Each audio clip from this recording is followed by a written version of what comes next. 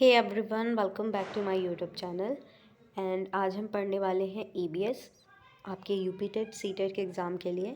और अभी हमने पार्ट 1 हमने ऑलरेडी डिस्कस कर लिया था, और ये ईबीएस का पार्ट 2 है जिसमें हम एनसीईआरटी क्लास 4 के बुक से जो भी इम्पोर्टेंट टॉपिक है वो हम कवर कर रहे हैं।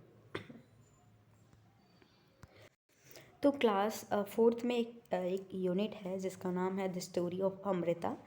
तो अमृता देवी कौन है, ये कहानी उन्हीं से है, उन्हीं से जुड़ा हुआ है। और ये जो टॉपिक ये खेजड़ी का है, उसी से जुड़ा है। तो मैं आपको एक छोटा सा स्टोरी बताती हूँ कौन थी अमृता देवी। अमृता देवी थी जो एक खेजड़ी विलेज में रहती थी। खेजड़ी विलेज कहाँ पे था? जोधपुर के पास, राजस्थान में। ठीक है, राजस्थान में एक विलेज है जिसका नाम खेजड़ी था। उसका नाम इसलिए पड़ा क्योंकि वहाँ पे खेजड़ी जो प्लांट्स थे या खेजड़ी ट्री थी, खेजड़ी के पेड़ थे बहुत ज़्यादा, इसलिए उसका नाम पड़ा खेजड़ी। तो वहाँ के लोग खेजड़ी को बहुत अपना प्रिय मानते थे, क्योंकि उनका मानना था कि अगर पेड़ है तो हम हैं। ठीक है, ये एक ट्रू स्टोरी है अमृता देवी की। अगर आपने गूगल करके देखोगे तो आपको अमृता देवी के बारे में बहुत कुछ, अमृता देवी बिश्नोई के बारे में बहुत कुछ मिलेगा। ठीक है, तो एक बार क्या होता है कि राजा जो थे वहाँ पे अपने वर्कर को एक ऑर्डर देते हैं कि खेजड़ी के प्लांट को काटने के लिए, और उसका जो वुड है या लकड़ी अपने महल में यूज़ करने के लिए कर रहे थे, महल बनवाने के लिए। तो वर्कर जब आए गांव में, खेजड़ी गांव में, तो वहाँ के लोगों ने विशेषकर अमृता देवी और वहाँ के कुछ लोगों ने, और अमृता देवी के कुछ बच्चे भी थे, उनकी शादी होने के बाद कुछ बच्चे थे, तो उन लोगों ने भी विरोध किया, पेड़ को काटने से रोका। पेड़ को काटने से रोकने के लिए उन्होंने पेड़ को पकड़ लिया, लेकिन जो वर्कर थे उनको ऑर्डर मिले था, तो ऑर्डर को वो फॉलो कर रहे थे। तो क्या हुआ, पेड़ को बचाते बचाते उनकी मृत्यु हो गई, यानी वो पेड़ को पकड़ लिए तो वर्कर ने उन्हें मार दिया। मतलब अमृता देवी की भी मर गए, और अमृता देवी के कुछ बच्चे, और फिर जो गांव के लोग थे वो भी मर गए। ठीक है, तो ये कहानी यही है कि फिर राजा को क्या होता है कि राजा को एहसास होता है कि हाँ उसने गलत किया है, क्योंकि अगर ये लोग पेड़ के लिए जान दे देते हैं तो ये बहुत बड़ी बात है। तो उन्होंने कोई भी पेड़ कटवाने का अब ऑर्डर नहीं दिया, मतलब अब पेड़ को बचाने के लिए इन्होंने ऑर्डर दिया, पेड़ कोई नहीं काटेगा, क्योंकि वहाँ के लोग मानते थे कि पेड़ है, अगर पेड़ है तो हम हैं। ठीक है, इसलिए तो अमृता देवी बहुत फेमस हुई इसके वजह से। तो खेजड़ी क्या एक प्लांट है या एक ट्री है जो कि राजस्थान में पाया जाता है, जहाँ पे डेजर्ट यानी जो रेगिस्तान होता है वहाँ पाया जाता है। जोधपुर के पास एक जगह भी है, खेजड़ी विलेज है, और इसका नाम इसीलिए पड़ा क्योंकि वहाँ पे खेजड़ी का ट्री है। ठीक है, it can grow without much water, क्योंकि ये जो रेगिस्तान है वहाँ पे पानी नहीं होता ज़्यादा, तो ये बिना पानी के ज़्यादा ग्रो भी कर सकता है, मतलब उसको ज़्यादा पानी की ज़रूरत नहीं होती। इट्स बाक, मतलब जो छाल होता है, it use for making medicines, दवाइयाँ बनाने के लिए यूज़ होता है। People cook and eat it's fruit, इसके फ्रूट्स को भी खाते हैं, बीन्स खाते हैं। It's would is such that it will not be affected by insect. इसका जो लकड़ी है इस तरीके से होता है कि इसको कोई इंसेक्ट अफेक्ट नहीं कर सकता, इसकी लकड़ी को।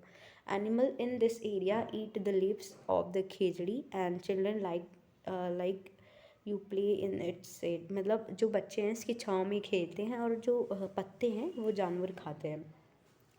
तो खेजड़ी, अगर आपका क्वेश्चन आता है खेजड़ी क्या है, तो खेजड़ी राजस्थान का स्टेट ट्री है, हम कह सकते हैं राजस्थान का राज्य पेड़ है। ठीक है, तो ये क्वेश्चन आपका आता है, और खेजड़ी एक विलेज है जो कि राजस्थान यानी जोधपुर के पास है।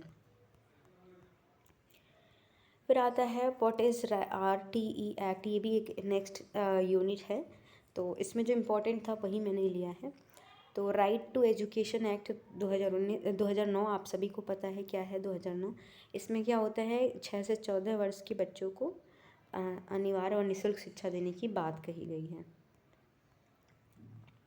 उसके बाद आता है बी हाइव्स, यानी जो मधुमक्खी का छत्ता होता है। क्या होता है मधुमक्खी का छत्ता, क्या होता है? Every bee hives has one queen, जो मधुमक्खी, आपने अगर अच्छे छत्ता देखा होगा, ऐसे ऐसे बॉक्स बने होते हैं, तो उसको हम मधुमक्खी का या बी हाइव्स कहते हैं, जिसमें एक क्वीन होती है यानी रानी होती है, एक रानी होती है, जैसे कि आप यहाँ पे देख रहे हो। रानी थोड़ी साइज़ में बड़ी होती है वर्कर से, और रानी ही क्या अंडे देती है, रानी ही अंडे देती है। And there are only few males in the hives, और जो पुरुष होते हैं यानी मेल्स होते हैं, मेल्स हनी बी हैं, वो कम होते हैं, यानी एक होते दो होते, तो ड्रोन उनको ड्रोन कहते हैं। और ये साइज़ में थोड़े चौड़े होते हैं, छोटे से। और उसके बाद होते हैं वर्कर। वर्कर जो है ये बहुत इंपॉर्टेंट रोल प्ले करते हैं। ये थोड़े क्वीन से छोटी होते हैं, ये फीमेल ही होती हैं। वर्कर जो होती हैं ये भी फीमेल होती हैं, और बस ये ड्रोन जो है मेल होता है, इसलिए इसको ड्रोन कहते हैं।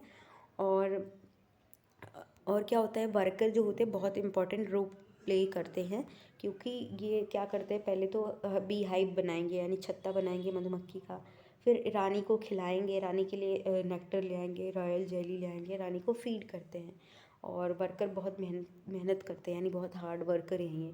अगर वर्कर नहीं होते ना तो ये रानी रह ही नहीं सकती। तो एक सोशल, आपने देखा कितना अच्छा सोशल बिहेवियर है इनमें, सामाजिक मतलब सोशल बिहेवियर का एग्जांपल अगर हम बात करें तो हनी बी में बहुत अच्छा दिखता है। तो ड्रोन का कोई काम नहीं होता, ड्रोन बस इनके साथ ही है इनका रिश्ता, अदरवाइज़ कोई रिश्ता नहीं है। क्वीन और ड्रोन आपस में मिलके इनमें रिप्रोडक्शन होता है, तब ये जो क्वीन है, रानी है, ये अंडे देती है। लेकिन जो वर्कर हैं, वर्कर नहीं होते तो ये काम जो भी रानी को खिलाया जाता है वो नहीं हो पाता, और बच्चे जो भी हैं, यंग वंस हैं, उनको फीड करना सब वर्कर का काम होता है। और ये अगर वर्कर को पता चलता है कि कहीं पे भी अगर ऐसा लगा कि फूल है और नेक्टर है, तो ये एक वर्कर को पता चला तो सबको इन्फॉर्म करते हैं, फेरोमोन्स सिक्रीट करते हैं, केमिकल होता है जो एक सिग्नल की तरह काम करता है।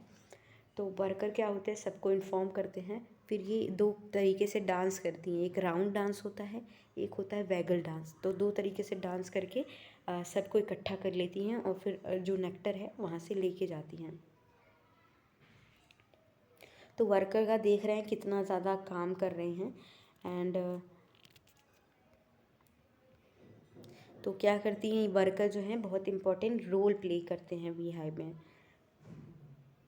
तो आपको पता है कि कोई नेक्टर कलेक्ट नहीं कर पाता, ना रानी रहती और ना बी हाइव बन पाता अगर वर्कर नहीं होते, और सारे जो भी बीज हैं वो भूखे रह जाते हैं। तो और जो मेल बीज यानी ड्रोन का कोई काम नहीं होता, ठीक है, स्पेशल कोई काम नहीं होता, ठीक है। तो आपको ये पता होना चाहिए कि कितने लोग होते हैं, यानी कितनी कॉलोनी में कितने कैटेगरी में बांटा गया है। तो ये एक वर्कर हैं, क्वीन है, ड्रोन है यानी मेल है ये, और बाकी जो ये फीमेल होती है, ये भी वर्कर फीमेल होती है, लेकिन ये इनफर्टाइल होती है, यानी बच्चे नहीं, अंडे नहीं दे सकती, इनफर्टाइल होती है, ठीक है। जो क्वीन होती है साइज़ में थोड़ी बड़ी होती है वर्कर से, ये भी फीमेल होती है, ठीक है। इसी तरीके से क्या होता है, जो आंट हैं या चींटियाँ हैं, ये भी कॉलोनी में रहती हैं। आपने देखा होगा कि एक चींटी ऐसे लाइन में चलती रहती है, क्योंकि फेरोमोन्स यानी केमिकल सिक्रीट करते हैं, जिनकी वजह से ये एक एक लाइन में चली रहती है। उसकी स्मेल से सभी एक दूसरे को फॉलो करते रहते हैं। तो ये भी एक क्या है, आंट भी क्या होते हैं, एक कॉलोनी में रहते हैं, जिसमें क्वीन होती है, रानी होती है जो अंडे देती है। बाकी सोल्जर्स होते हैं जो कॉलोनी को प्रोटेक्ट करते हैं। इनको हम कॉलोनी कहते हैं, ये कॉलोनी में रहती है। उसको बी हाइव्स कहते थे, ये कॉलोनी में रहते हैं, वो भी कॉलोनी में हैं। और ये सोल्जर्स होते हैं इसमें, जो कि कॉलोनी को गार्ड करते हैं, नेस्ट को गार्ड करते हैं। और वर्कर होते हैं जो कि बिज़ी रहते हैं काम करने के लिए, फूड इकट्ठा करने में। टर्माइट्स जो होते हैं, यानी टर्माइट्स का मतलब वो दीमक होता है, ठीक, वाइट आंट होते हैं। और वास्प यानी जो वास्प देखा होगा आपने, वो भी क्या होता है, कॉलोनी में इसी तरीके से रहते हैं। उसके बाद नेक्स्ट यूनिट जो है वो है आपका, इसमें ट्रैवल के बारे में बताया गया है कि वो एक लड़का रहता है, उसकी मतलब कहानी है। तो जो इम्पोर्टेंट है उसमें हम ये देखेंगे कि गांधी धाम, अहमदाबाद और वलसाड कहाँ पे है। आपका क्वेश्चन आएगा तो ये गुजरात में है, ठीक है। उसके बाद कोझिकोड, यानी कोझिकोड कहाँ है, केरला, के से कोझिकोड यानी केरला में है। उसके बाद कुछ और भी एरिया है जो आपको जानने की ज़रूरत है। मडगांव कहाँ पे है, ये गोवा में है। उसके बाद स्पोकन लैंग्वेज जो है बोली जाती है, ये भी क्वेश्चन आ सकता है। तो मलयालम कहाँ बोली जाती है, केरला में यानी केरल में। और कोंकणी जो है ये आपका गोवा में बोली जाती है। मराठी आप सभी को पता है महाराष्ट्र में, गुजराती गुजरात में। और जो कन्नड़ है ये कर्नाटक यानी कर्नाटका में बोली जाती है। और फिर ये जो एक कोट्याम एक जगह है, जो कि ये भी केरला में है। जैसी तरीके से हमने कोझिकोड पढ़ा उसी तरीके से कोट्टयम जो है ये भी केरला में है। ठीक है, तो आई होप आपको ये क्लियर हो गया होगा कि इससे कितने इम्पोर्टेंट क्वेश्चन आते हैं एग्ज़ाम में, वो भी आप समझ सकते हो कि जो जो इम्पोर्टेंट है मैंने आपको बता दिया। अगर वीडियो अच्छी लगती है तो प्लीज़ लाइक करना, शेयर करना और चैनल को सब्सक्राइब कर देना। Thank you.